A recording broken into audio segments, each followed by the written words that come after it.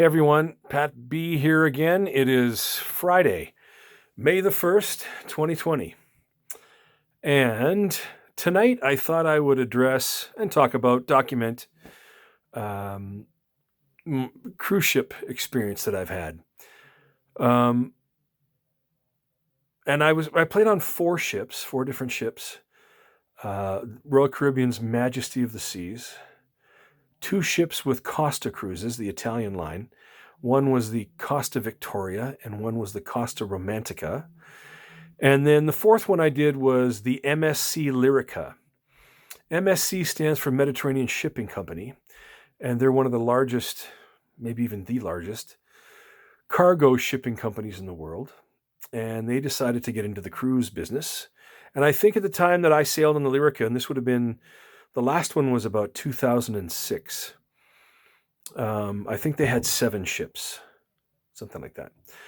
Anyway, so going back to the end of the Mel Torme Maureen McGovern tour, I remember I was recommended to go on this cruise. It was the inaugural voyage of the Majesty of the Seas, Royal Caribbean Cruise Lines. The fellow who was booking all the musicians for the ship at that time was a fellow by the name of Rob Waterfield, who was a fellow Canuck from Sault Ste. Marie, Ontario. I believe that's what it was. And his right-hand man, Jim D'Amico, who I would have a more correspondence with as time went by on different ships that I played on. But Rob Waterfield was based in Miami, as was Jim D'Amico. Jim's still there, actually, booking for cruise ships and for 5-star hotels in Asia and places like that. Anyway, Rob booked me, got my name, and normally you have to audition to get on these ships. And I was on the road with Mel at the time, and I said to him, I'll get you a couple of tickets, because we do a gig in Fort Lauderdale at the Fort Lauderdale, what is it? It's Fort Lauderdale Community Hall, not Community Hall, Civic Center or something like that, whatever. It was a theater, soft theater venue. And so I was getting Rob a couple of tickets, and I said, come hear the group. You can hear me in the context of playing in a band like that, blah, blah, blah. So I asked the road manager, I'd like 2 tickets to be set aside in this fella's name, Rob Waterfield, at our gig in Fort Lauderdale. So I think the day before we were to play that gig, the road manager comes up and says, I had to let your tickets go. I'm like, what?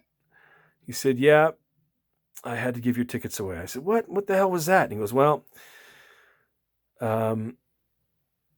Jerry Lewis decided he wanted to come to the concert, so I had to give your tickets to him. And I went, okay, fine. So I had to call Rob back and tell him that Jerry Lewis got my tickets, and I didn't have them there for him.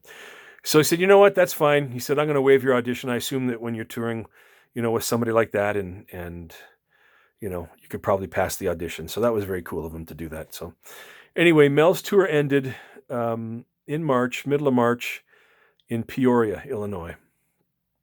And I flew home. I was home on a Sunday. I washed a bunch of clothes, decompressed for a while. The following Sunday, I was back at the airport hopping a flight to Miami on behalf of Royal Caribbean. They flew us, all the crew, down to Miami to assemble. And I got a medical with doctors of theirs. And then they fitted me for 2 tuxes. I don't think they do that anymore. But back then, they were paying to have you fitted for a tuxedo, which was awesome because I sure could have used one, and it was great. So anyway, we were there for probably 3 days. They put me up at the Biscayne Bay Marriott. Nice king-size bed, beautiful view of the bay and everything. This was pretty cool. So the crew kind of met and did our stuff, what we had to do for those 3 days. And then 3 days later, they piled all 830 of us on 2 jets flying out of Miami, one a Delta Airlines, and the one that I was on, a British Airways jumbo jet, Miami to London, London to Paris. Charles de Gaulle. We got out at the Charles de Gaulle, hopped a whole convoy of buses, and bussed out to the west coast of France, where the ship was just built, a town called Saint-Nazaire on the west coast. And when we got there, we boarded the ship, and they still had all the plastic, and guys were still doing, the carpenters and stuff were still doing last minute stuff. Brand new ship. We found our rooms, got checked in, everything, and then the crew sailed from Saint-Nazaire up through the English Channel to Southampton, England. And we were there for 2 days so that the press and travel agents could come on and take a look at the boat. And because it was brand new, right? So, and then after 2 days in Southampton, we did 7 days straight from Southampton to New York City across the North Atlantic shipping lanes, if you know what I mean. Now, I don't get seasick. I never have. Doesn't bother me. But that was a long-ass time with not being able to see land. I remember rehearsing with the band up in the disco, rehearsing some of the stuff that we would be playing when we got to Miami and started doing our route. And on a break, I remember walking out the back. There was a door out to the back end of the ship. I remember walking out there in the ship. Yes, we were doing like whatever, 30-foot waves or 25-foot waves, whatever they were. They were huge. I'd go to the front and I'd see the bow go down and the water would come right up over, and it's like the whole thing went underwater and back up again. It was pretty crazy. But anyway, I went on the back of the ship, and I remember looking around, and it was just water in every direction. Actually, on the horizon, I saw something probably about, that big, and it was a large oil tanker, but it was about that size. So, yeah, there was, all of a sudden you feel kind of insignificant as you're looking out and seeing all that water in every direction. So anyways, yeah, it was 7 days straight across to New York City. I remember doing one rehearsal. I had my Barry sax with me.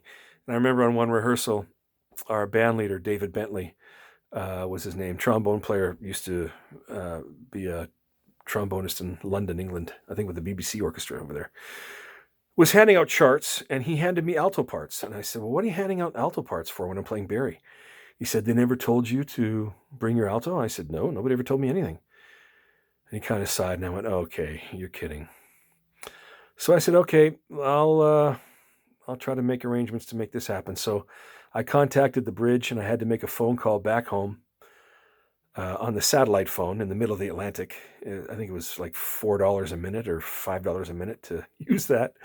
So I phoned back to my parents' place, and I said, is it possible that you can take my alto to FedEx or Canada Post and have it couriered to Miami? We're gonna be in Miami on such and such a day, whatever.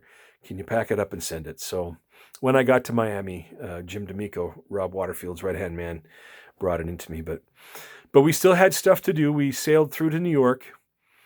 I remember when we were sailing in, I saw these two little things on the horizon that looked like apartment buildings or something. And as we got closer and more into the harbor, I noticed that it was the Trade Center towers, which was the only thing I could see from however far we were out on the coast. I just saw the very top of them, and they were tiny. So we sailed into New York. We were in New York for 8 days. And I remember we played a fundraiser for the U.S. Olympic Committee. And Bob Costas came on and was the MC.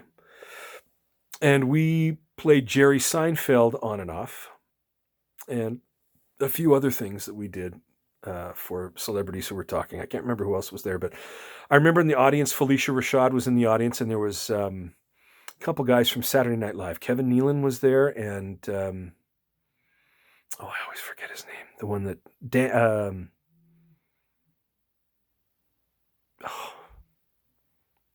Hartman. Whatever, the guy whose wife shot him. I can't remember his name. That's terrible.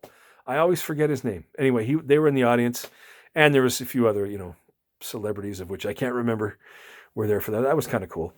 And then while I was there, I was able to end up getting some lessons with Roger Rosenberg, who's a guy that I mentioned before. He was the Barry sax player in Bob Mintzer's big band and is the present baritone saxophonist in Steely Dan's horn section. and just had a chance to hang out at some clubs and go to some of the music stores and stuff. We had 8 days, so it was great. After those, we docked right next to the USS Intrepid, which is an old aircraft carrier that was dry docked. And then while we were there, the Queenie 2 docked next to us while we were in harbor. That was kind of interesting too. Neat to see that ship. And then after the 8 days were done, we sailed to Philadelphia for 2. Had my first authentic cheesesteak, numbers. And then to Charleston, South Carolina for 2 days. And then from Charleston, we sailed to Miami to do our route. And of course, in Miami, just like in New York, the fire department boats came out and were shooting off their water cannons and all that kind of stuff, greeting us. And there were choppers flying up around and news choppers taking video of us and stuff like that. And then we started doing our route out of Miami. It was Miami to Cozumel, Mexico, Cozumel to Grand Cayman to Ocho Rios, Jamaica, Ocho Rios, Jamaica to Coco Key, which was an island that the company owned in the Bahamas, and then back to Miami. And we did a lot of shows with the crew, but one of the things, the band that I was in was the show band. So we did the star shows. We had 2 stars each week that came on. I remember the first one was Petula Clark. And same in that week, when she flew out, Ben Vereen flew in. And I remember he was talking to us about leaving LA. When he flew out of Los Angeles was the time where the LA riots happened. Rodney King? And all the riots happened. He said, I almost didn't get out of LA because of the way things were in LA, but he did get out. And I remember Neil Sedaka was another one we played. The Fifth Dimension, Fred Travellina, Norm Crosby. Racking my brain for a few others. I can't remember some of the other ones, but anyway. That was a 3-month. I was only able to do that ship for 3 months. Because it was March to about the 2nd or 3rd week of June. I had to fly back because I had some jazz festival gigs here in Calgary. Plus, I also did some performances with the Canadian rock band Lighthouse at the Calgary Stampede that summer. And then I was off to Europe for about 4 or 5 weeks vacation at that point. My sister was living in Germany at the time. So, that was quite the year, living out of a suitcase for most of that time period. So that was ship 1. Now I was on 2 other ships, like I say, with Costa, one with Mediterranean Shipping Company, or MSC. I'll get to those on another video. There's also another video that I mentioned. It's with the Costa ships, where there's a celebrity component to it that I'll share with you probably tomorrow or the next day. But anyway, just kind of giving you some background on the cruise ship thing for me. That's the Coles Notes version of getting on that first ship. That was the inaugural was very cool. I'd never done anything like that before, and for that to be my first one was pretty cool. So, and I still talk to some of my ship buddies to this day. So it's great to keep in touch with them. Anyway, I'll be in touch again with that kind of stuff. And like I say every time, I do have an email address set up for this channel. It's youtube@belltones.ca. If you have any questions, comments, or topic suggestions, anything like that, I will put that down below. That little arrow on the right side, just below the screen. If you tap on that arrow, it'll drop down and you'll see that email address. And if you got any, like I say, comments, questions, any topic suggestions to share, please do. Please do not spam me. Try not to sell me anything. I'm not interested. I'll tell you that right now. So anyway, that's all for now, folks. I hope you're enjoying this video series. Those of you that are tuning into them, thank you for doing that. I'm doing this mostly to document so that I've got them. There's a lot of things that I've been remembering recently that I want to get down so that I don't forget them, and just so that there's actual documentation for them. And these are things I've been posting on Facebook anyway, so I'd like to get them on video as well. All right, take care, everyone. Hope your isolation is going well, and all that kind of stuff. Okay, take care now. Bye-bye.